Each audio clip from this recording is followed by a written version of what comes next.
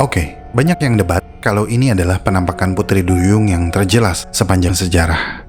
Tapi mohon maaf, ini bukan Putri Duyung.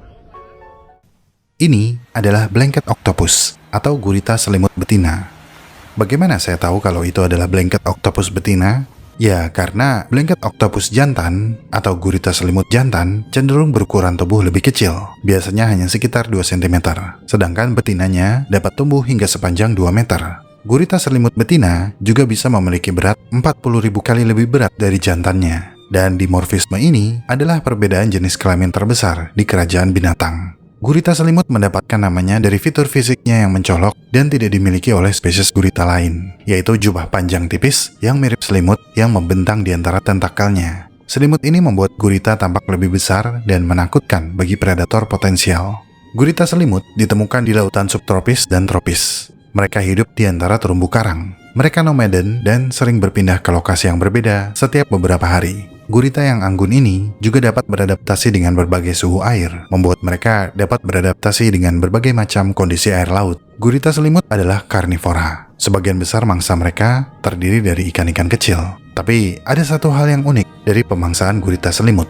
Kamu tahu Portuguese manowar? Portuguese manowar dilengkapi dengan tentakel yang mereka gunakan untuk menyengat mangsanya. Nah, gurita selimut kebal terhadap sengatan Portuguese manowar dan dapat dengan santai memakan mereka. Tapi yang lebih gila lagi adalah setelah gurita selimut memakan Portuguese manowar, ia mencuri tentakel beracun mereka dan menggunakannya sebagai senjata. Kalau kamu pernah menonton video tentang nudibranch, ya, ini adalah perilaku yang mirip. Gurita selimut menghabiskan masa hidupnya yang berkisar antara 3-5 tahun berkelana di lautan terbuka. Dan ketika merasa terancam, mereka akan menukik ke perairan yang lebih dalam dengan jubah yang berkibar di belakang mereka. Jubah ini dapat dilipat di bawah lengannya untuk mempercepat gaya renangnya dan membatasi perhatian yang mencolok.